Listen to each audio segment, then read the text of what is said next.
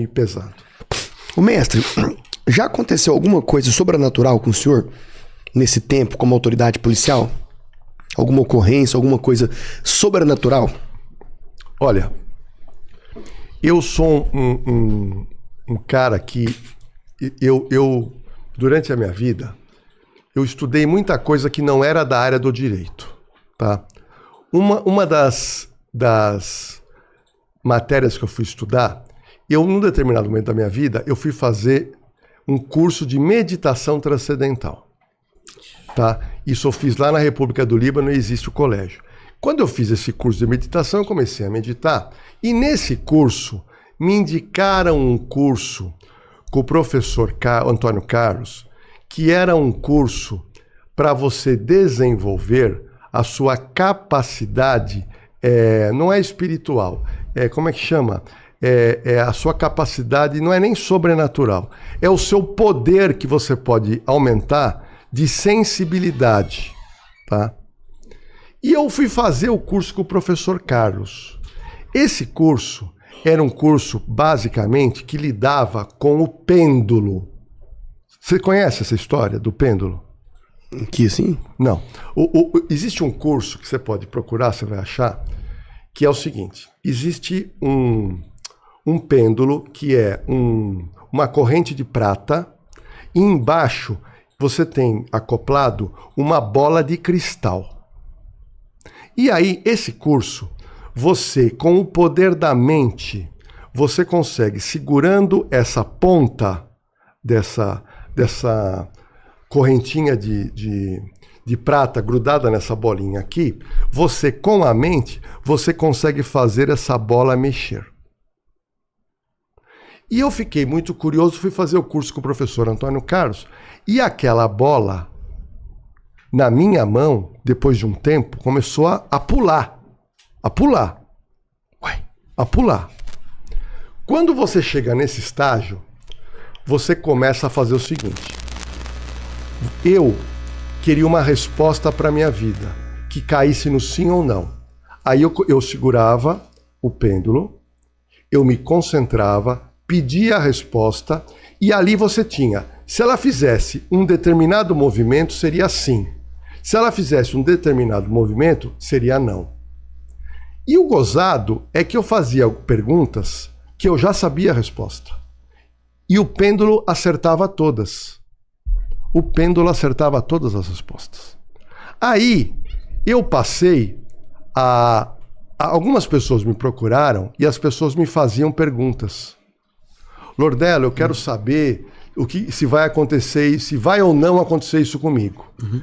E aí eu pegava o pêndulo, me concentrava, o pêndulo fazia um movimento e eu dizia, olha, o pêndulo está dizendo que a resposta é não. Ou o pêndulo está dizendo que a resposta é sim. Professor Oliver, todas as respostas que o pêndulo me dava, acertava. Todas! Um negócio impressionante. Engraçado, né? Bom, aí eu fiz um curso acima desse, que o curso era para você mexer objetos. Caraca! Tá? Então, exemplo, olha, essa tampinha tá parada aqui. Então, mexer essa tampinha. Bom, e um curso aprofundado, porque ele tinha feito teste com os alunos e, no meu caso, constatou que eu tinha uma capacidade de energia grande. E aí eu comecei a fazer esse curso, mas tudo bem. Um dia, eu estou na minha casa, num aparador de chapéu que foi do meu avô Jorge Lordello, e nesse aparador tinha o chapéu do meu avô. E eu, numa distância de 5 metros, eu olhando fixamente para aquele chapéu, sem nenhuma intenção de mexer no chapéu, mas eu me concentrei naquele chapéu quando aquele chapéu pulou. Uai! O chapéu pulou. Quando o chapéu pulou, eu fiquei assustado, eu falei, alguma corrente de ar. Eu coloquei o chapéu, porque ele tinha uma argola que ficava aqui o chapéu pulou. Eu fui ver se tinha alguma corrente de ar, não tinha. Mas eu coloquei o chapéu e eu comecei a bater no chapéu. Com a mão. E o chapéu não caía, com uma batida pequena. E aí eu percebi que o meu poder de concentração fez aquele chapéu pular. Aí eu volto pro professor Carlos. Falei, professor, aconteceu esse fenômeno. Ele falou, Lordelo, você tem uma grande capacidade. E realmente você fez o chapéu pular. Bom, 2 semanas depois, uma amiga minha me procura, me encontrou e falou assim, Lordelo, eu fiquei sabendo do negócio do pêndulo. Aí eu falei, eu andava com o pêndulo na bolso. E ela falou, olha, eu queria ver funcionando. Nós estávamos numa cafeteria, eu tirei o pêndulo, ela fez uma primeira pergunta, eu acertei. Fez uma segunda pergunta, eu acertei. Na terceira pergunta, ela pergunta assim, você acha que o fulano de tal gosta de mim? Que era o namorado dela, o noivo. Você acha que vai dar certo o relacionamento? E eu conheci o rapaz, era meu amigo, como ela também era minha amiga. E eu, ingenuamente, fui lá e fiz a pergunta pro pêndulo. E ela já sabia a resposta, quando era sim e era não. E o pêndulo deu não. Nossa. Professor, essa mulher ficou impressionada. Bom, e eu fui embora. No dia seguinte, o noivo me liga, bravo comigo. Lordelo, não sei o que você falou para minha noiva, ela mudou. E no final, eles desfizeram o relacionamento. E naquele dia, eu decidi que esse tipo de estudo não me levava a lugar nenhum. E eu fui no professor Carlos e falei, professor, parei. Parei porque eu tive um problema com uma amiga minha. E parei. Bom, estou contando isso por quê? Porque na delegacia de polícia, eu pude utilizar um sexto sentido apurado que eu tenho para poder desvendar crimes. Top. E aí eu quero te contar um negócio muito interessante. Eu trouxe para o professor de presente esse livro aqui. Paixões Perigosas. São 14 histórias de alguém que morreu e eu esclareci esse crime. O que aconteceu, professor? Quando eu ia num local de crime e o delegado, ele é obrigado, através do código, ele obriga o delegado a ir no local de homicídio. Então, o delegado tem que ir no local. Morreu uma pessoa, seja de homicídio culposo ou doloso, o delegado tem que ir. E quem vai é o delegado de plantão. Na capital de São Paulo, é o delegado do DHPP. Mas eu trabalhei sempre em periferia, o delegado tem que ir. Então, morreu gente, a PM já sabe. Preserva o local, ninguém entra e o delegado vai. Yeah. E quando você entra no local de crime, que eu chamo na cena do crime. Quando eu entrava na cena do crime, para mim era impactante. Impactante. Por quê? Porque eu mandava todo mundo sair, tirava os policiais, todo mundo, eu me trancava, eu e o defunto. Eu e o morto. E o porquê? Na academia de polícia, tinha um delegado antigo, aposentado, que me deu aula, e ele falou uma frase para todos os delegados. Falaram, olha, quando você for atender um local de homicídio, presta atenção no falecido, porque o morto, ele quer te contar quem matou. O morto, ele quer dizer pro policial, olha, quem me matou foi fulano de tal. Isso é óbvio que é uma metáfora, mas o posicionamento do corpo no chão de um falecido revela muita coisa. Então, cena de crime para mim é um negócio que era um sagrado. Cena de crime era tão forte que eu criei há 7, 8 meses o meu canal no YouTube, que é o Na Cena do Crime. O Na Cena do Crime, eu faço o quê? Eu pego o internauta que gosta de true crime e eu coloco você na cena do crime como eu me colocava, que é fazer você sentir a vibração de uma pessoa que morreu. Porque o morto fala. O morto fala para quem tem olhos e ouvidos de perceber o que ele quer te contar. Caraca, mano. Então, eu ficava prestando atenção em cada detalhe do local e cada detalhe na cena do crime do cadáver. O cadáver, ele é revelador. Quando você lê o livro Paixões Perigosas, você vai entender. O cadáver, ele é a assinatura do homicida. a assinatura do homicida. Pra você ter uma noção, o delegado de polícia, quando atende o local de crime, eu não conheço o falecido, eu não conheço a casa, eu não conheço nada. Olha que loucura. Você chega lá, tem um cara morto. E só de olhar para o cadáver, de ver o local do crime, eu já fazia, num sexto sentido, mais o meu conhecimento em criminologia e perícia me fazia a desenhar um roteiro de quem seria o homem ou a mulher que matava. Aí eu vou entrevistar a esposa ou o esposo, o filho, o vizinho, e aí eu já fazia um desenho, eu falei, opa, eu vou nessa linha aqui. Então eu tinha um índice de esclarecimento de homicídio grandioso. E por que eu tinha? Porque a vocação que eu tinha lá atrás. Eu sempre fui vocacionado na profissão de investigação. Eu desenvolvi uma técnica muito interessante. Vou contar para vocês. E deve ter policial que está me assistindo. Tem. E vai servir para você também.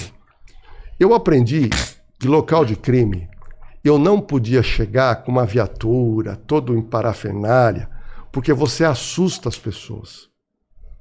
E o crime no bairro, tem gente que sabe. Só que eu tenho 1,97 m. Eu sou diferente. Então eu chego em qualquer lugar, puta, esse cara é alto, porque eu joguei basquete. Então eu não era a pessoa ideal para conversar com o povo. Eu fazia o local, mas eu não ia conversar com o povo porque eu já meio que assustava, porque eu sou muito alto. Então, mas o que eu fazia? Eu tinha um investigador, e esse investigador, ele era um cara que era da região, e ele se vestia modestamente. E eu falava para ele, Zé, aconteceu um crime lá.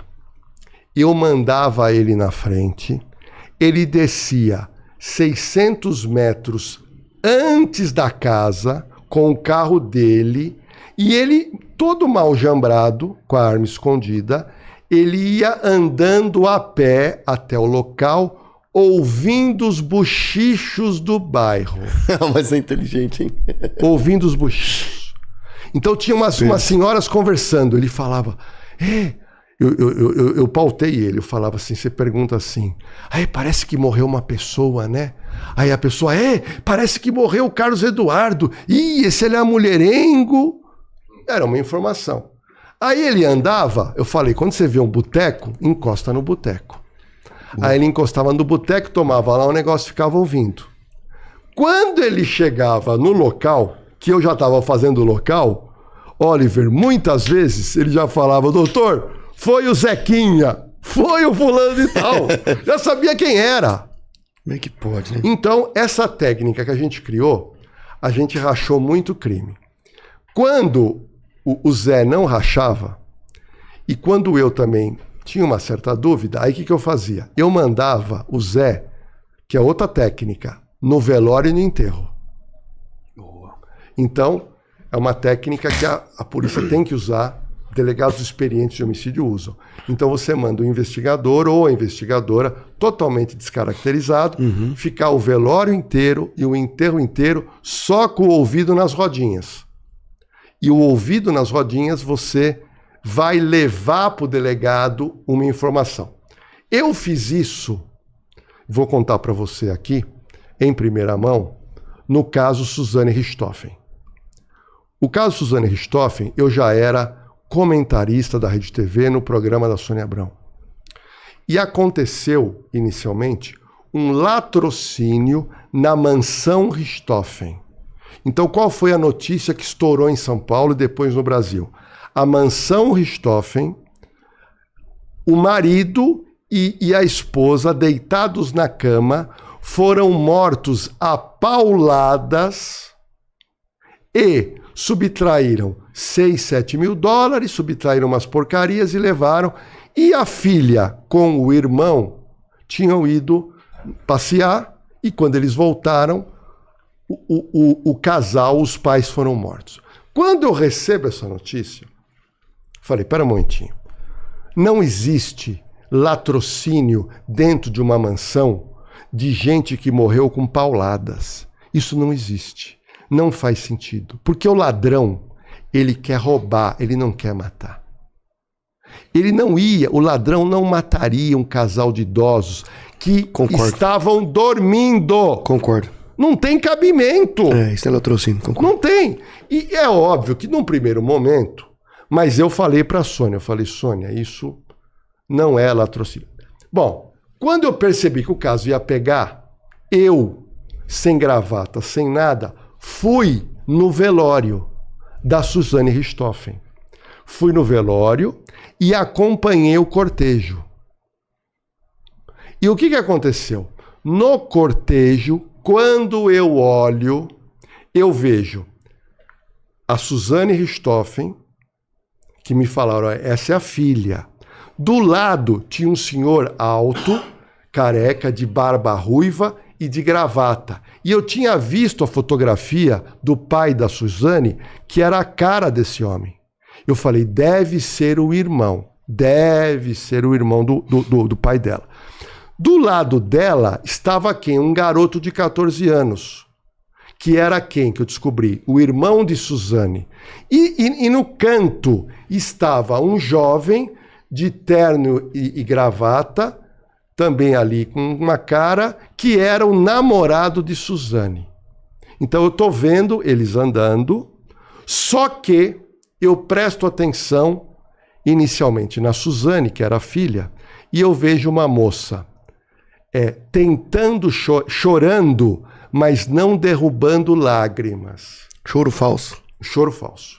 E aí, ela se estrepa porque eu já tinha me formado, através do Dr. Larry Ribeiro, em programação neurolinguística. E programação neurolinguística estuda demasiadamente os movimentos e comportamento dos seres humanos. A neurolinguística faz uma leitura. Uma leitura. E aí, ela chorava e não derramava lágrimas. Esse foi o primeiro fato que me chama a atenção. O segundo fato, ela estava com uma calça jeans apertada e um topzinho mostrando a barriga. Eu falei, caramba, uma moça que acabou de perder o pai, ela tinha 18 anos de idade. Eu falei, será que essa menina é sem noção? Porque com uma roupa daquela. O irmão, o Andreas von Richthofen, ele tinha uma cara que ele estava como se ele tivesse dopado. Sabe quando o cara fica com uma cara, o que aconteceu com a minha vida? Então ele estava com uma cara de desnorteado. E o namorado dela, na minha leitura, com uma cara de suspeito. Mas era uma leitura superficial. Em seguida eu descubro que aquele homem de terno não era o tio delas, era um advogado, amigo da família. Tudo bem. Até aí, o caso começou a engrossar na mídia e, no primeiro fim de semana após a morte, me vem a notícia que era aniversário dela e ela fez um churrasco na mansão. Não tem muito sentido isso. Bom, nesse momento eu cheguei para a Sônia Abrão, eu falei, Sônia, olha, eu tô achando que essa menina tem alguma coisa. Ela ficou, não, Lordela, uma menina de 18 anos. Eu falei, eu não tô dizendo que é ela, mas vamos ficar de olho. Mas a Polícia Civil, através do DHPP, eles perceberam, eles tiveram, óbvio, a mesma conclusão que eu, e ela foi ouvida para dar inicialmente o depoimento, e nós delegados, nós temos uma técnica inicial para você ouvir um suspeito sem vê-lo como suspeito. Porque você não pode pegar uma menina de 18 anos, logo no início do inquérito, e apontá-la como suspeito de um crime de morte do pai e da mãe. Então, existe uma técnica chamada técnica do interrogatório através do detalhismo. O detalhismo é o seguinte, existe um conceito que eu conto a mentira no geral, mas eu não consigo contar uma mentira no detalhe. Não consigo. Então, no geral, quando eu dava curso sobre isso para policiais, eu explicava como você pega um mentiroso. E eu brincava daquele marido que traiu a mulher, e ele contou uma história que ele queria ter uma reunião de amigos lá depois do serviço, mas na realidade ele saiu com a amante. Mas ele ligou para a mulher E ele disse que foi numa reunião de amigos. E aí eu ensino uma técnica para a mulher desmascarar o homem. Que é o quê? A mentira, no geral, é fácil contar. Então esse marido chega em casa, ele já tinha avisado que ele ia num barzinho com os amigos depois do serviço, porque era final de ano. Então a mentira, no geral, ela cola. Então qual é a técnica que eu usei muito em investigação? E eu vou ensinar para o seu público. A técnica é a seguinte. Então imagina essa mulher, que o marido chegou em casa, aí ela vai perguntar: Benzinho, como é que foi a reunião? Ah, foi muito gostoso. Ah, é. Quem foi com você? Boa.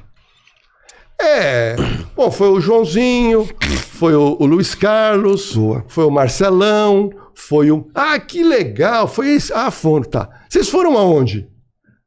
Ah, nós fomos lá no barzinho na Vila Madalena. Ah, Vila Madalena. Você sabe que eu tô querendo ir com as minhas amigas? Em qual bar que vocês foram? Aí o cara chuta, porque ele não foi no bar, ele foi no motel. Aí ele vai chutar. Não, eu fui lá no Santa Madalena. Então ele conhece, tem esse bar. Então ele foi no Santa Madalena. Ah, é? Benzinho, então você não vai precisar jantar, né? Que você deve ter comido lá. Ah, não, fica tranquila que eu já comi. Ah, me fala uma coisa, eu tô querendo ir com as minhas amigas lá também, que eu vi que esse bar é muito bom. Você comeu o quê? Aí ele vai ter que... Aí ele começa a mentir. A mentira, no geral, é falsa. Então ele começa a mentir. Ah, não, a gente pediu uma porção de coxinha, pedimos lá não sei o quê. Ah, me fala uma coisa, quanto custou a porção, hein? Aí o cara para de querer falar e ele... Então a mentira, no detalhe, você pega um mentiroso. Boa. Mas no geral.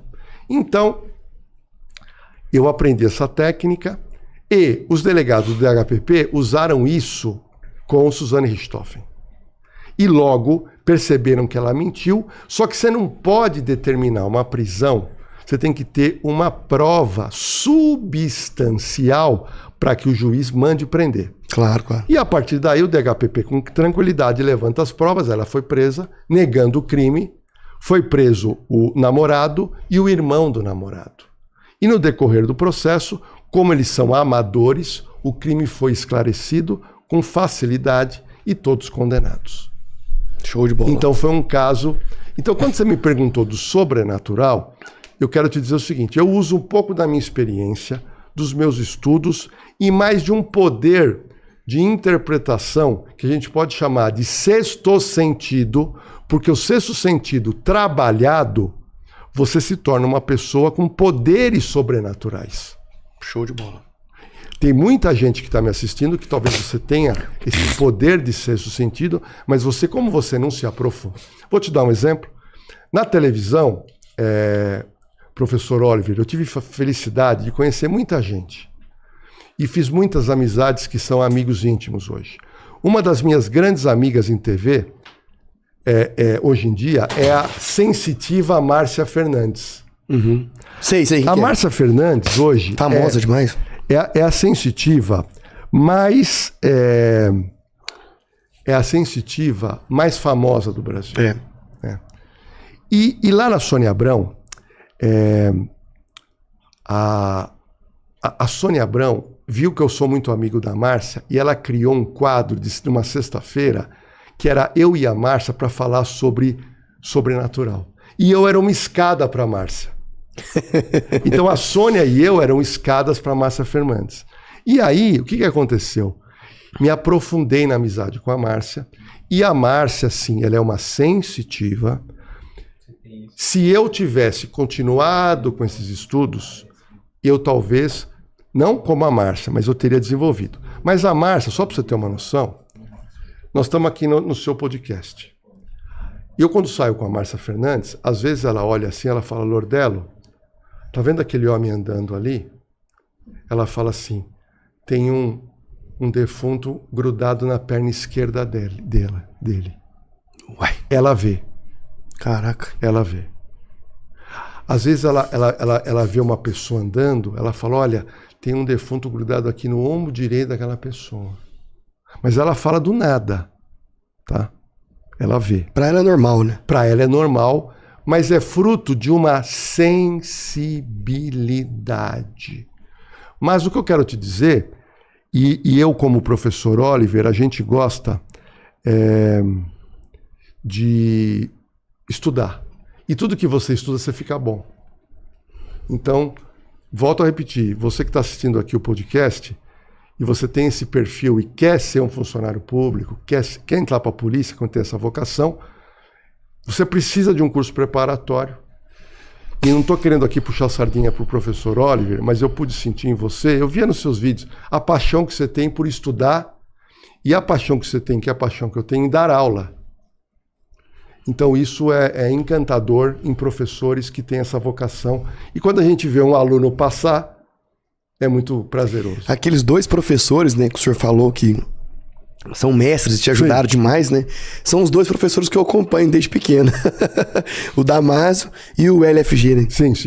São pessoas que eu conheci sem querer na minha vida, que me souberam que eu dava palestra e procuraram. Então, eu acho que tanto na minha vida como palestrante, como delegado e depois na televisão, eu tive facilidade de conhecer gente bacana, que ficaram meus amigos. Show de bola. E que isso enriquece.